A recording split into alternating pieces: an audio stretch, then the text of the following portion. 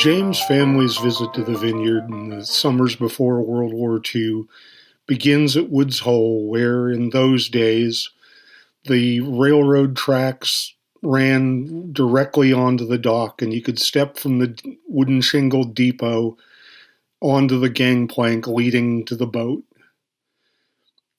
The boats tied up alongside the pier in those days, passengers boarded through the side and the lower level of the fantail, and cars were driven on board over another wider gangplank into a hatch further forward. Once inside, they had to be turned around and backed into place so they could drive off nose first at the other end.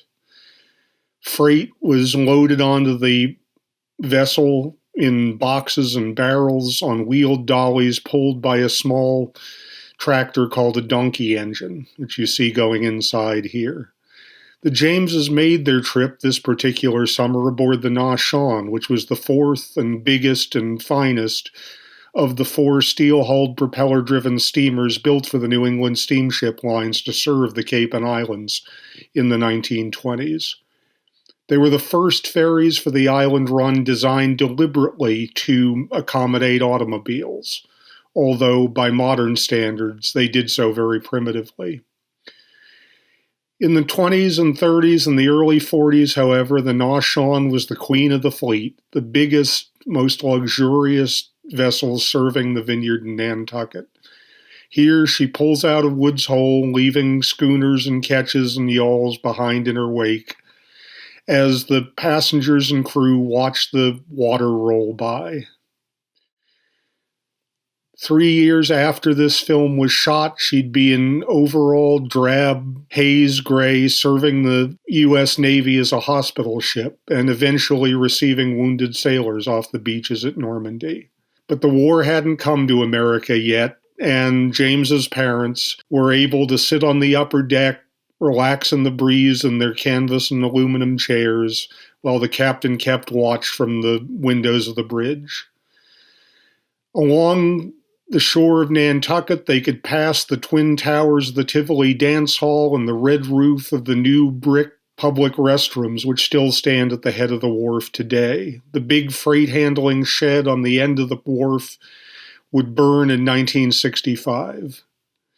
But by that point, roll-on, roll-off ferries had made the need to unload individual cargo boxes obsolete. Then, as now, you disembarked from the ferry at Oak Bluffs up a long covered ramp that led you out onto Seaview Avenue, which ran down along the bathing beach, although the traffic evidently ran in the opposite direction immediately by the sidewalk in those days, and headed past Ocean Park, where in the distance James can see the Narrated proceeding on to Nantucket on the next leg of its journey. From the shores of Farm Pond, he shoots Chappaquiddick and the Cape Pogue Lighthouse in the distance, and the marsh grass along the edge of the pond, as well as cars headed down the beach road towards Oak Bluffs, where then as now, the town line is in the middle of the bridge over the Senjakantacket opening.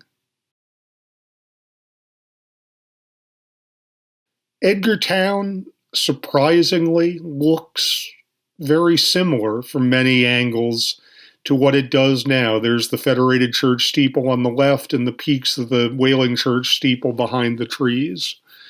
It's still a town of white painted fences, white clapboarded houses, and the Four Corners with the brick bank building and the drugstore is still very much the same today, give or take the wood-sided station wagons and perhaps the unleashed dog.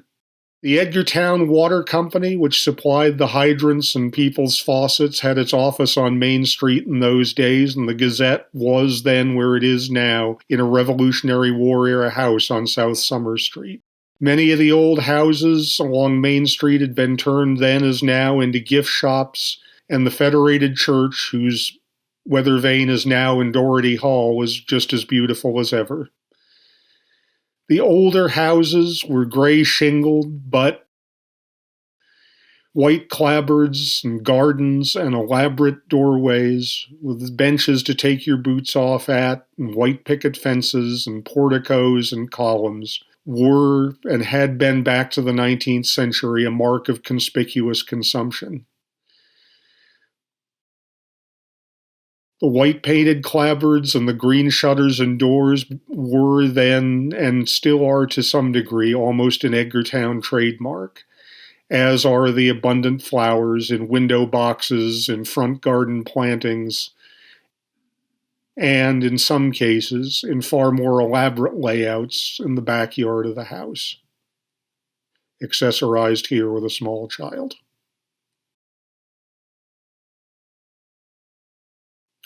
Note the white thing on the right, which is a whale ship davit used to lower boats into the water once, now a garden ornament. There are still fishing shacks along Edgartown Harbor, but working fishing boats, Grand Bank schooners, and offshore catboats and the like are giving way to yachts like the one in the distance here. You can see the mast of a sword fishing boat behind the right-hand most shack, but most of the ships being launched in Edgartown, like this catboat, the Dolphin, were intended as pleasure craft, not as working scallopers or draggers.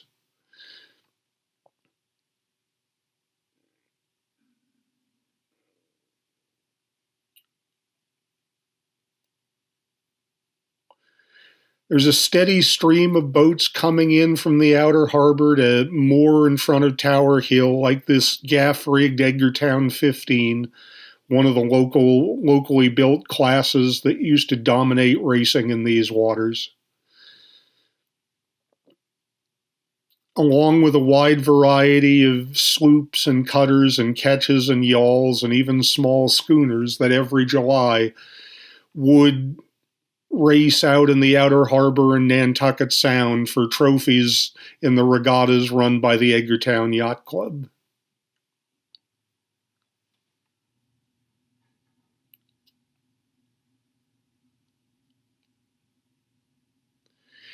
This boat in the foreground is, I believe, a Vineyard Sound interclub, designed, as its name suggests, for interclub competition between the Edgartown, Vineyard Haven, and Nantucket yacht clubs in the early 1930s. That's Chappaquiddick in the distance, gradually by 1940 making the transition from farming community to summer retreat, although you can still see windmills in the distance. There's the Vose boathouse with its distinctive wooden mushroom shape, and here the waterfront along North Water Street. In the 19th century, it was the industrial district of Edgartown with oil warehouses and candle factories, but now it's the backyard of well-to-do summer residents. The boat here is the Charles Bank, the internal combustion launch that carried people from Memorial Wharf down to the pier of the Chappaquiddick bathing beach, where the Chappaquiddick Beach Club more or less is now. It unloaded people who lived or summered in Edgartown and wanted a chance to lay on the beach and play in the water, and was, before Lighthouse Beach formed after World War II, the premier go hang out at the beach spot in downtown Edgartown. Notice that the gentleman in the middle distance is wearing either a two-piece bathing suit or an undershirt. It was common among older generations in the 1940s. That's Mr. James reading the Vineyard Gazette and talking to a friend about it. Notice that both of them are wearing tweed jackets and neckties, even though they're sitting on the deck at the beach club. The formality, even at the beach, of a bygone era. The children and the younger men and women are playing in the water and enjoy it. Notice there that the gentleman on the left is wearing a swimsuit that has straps over his shoulders and covers his chest, whereas the younger men wear the more recent fashion of belted, tight-fitting swim trunks that leave them bare from the waist up. If you've ever wondered if you can kayak in a rowboat, now you know. Mrs. James on the left there is telling her friend about the latest sensation in Vineyard publishing, Henry Beadle Huff's memoir Country Editor, which was published in the summer of 1940, and made his reputation nationally as not only an editor but also as an author. Country Editor was the story of his first 20 years on the Gazette, although the names had been changed to protect what everybody on the Vineyard knew anyway.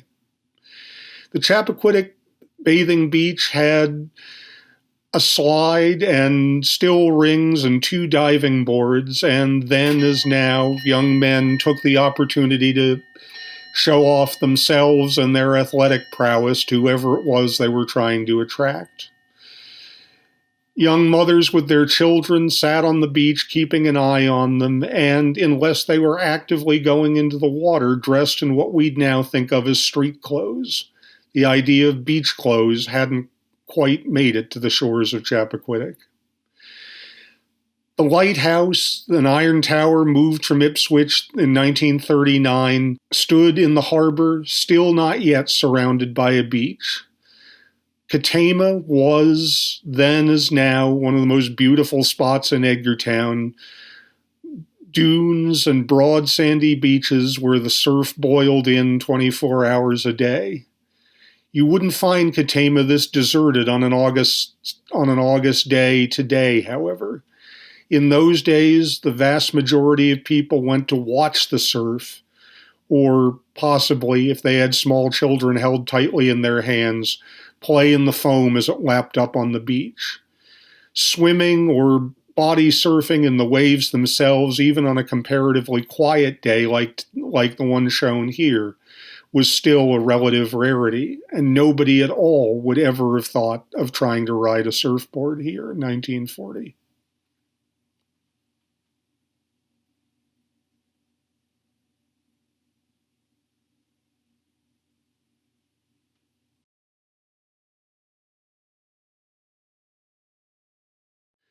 The waving grass that backs the beach at Katama extends all the way along the south shore of the island, just as scrub pine and oak covers most of the island's interior.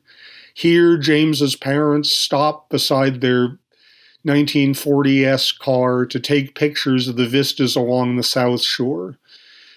Walls made of stones levered out of fields, with the trees beyond and the great pond and the barrier beach and the open Atlantic beyond that. Next stop, if you head outward into that picture, would be Brazil. They climb back into the car and head along what I suspect is South Road, on their way to Beetlebung Corner and Menemsha and the far end of the island. There's no oncoming traffic to speak of, no mopeds, just tree-lined and, you'll note, telephone pole-lined roads. Electricity had come to West Tisbury and West Tisbury already, Chilmark just now. It wouldn't reach Gay Head, however, till a decade later. In Menemsha, Carl Reed's store marks the beginning of the little fishing village, which in the summer of 40 and 41 probably looked as neat and tidy as it ever had. Destroyed in September of 1938 by the Great New England Hurricane, it had been rebuilt by 1940, and the harbor was filled with tidy new fishing shacks, stacks of new lobster pots, and boats of all sizes and types, converted catboats with their masts sometimes taken out and diesel engines installed, draggers and sword fishermen and scallopers and the like.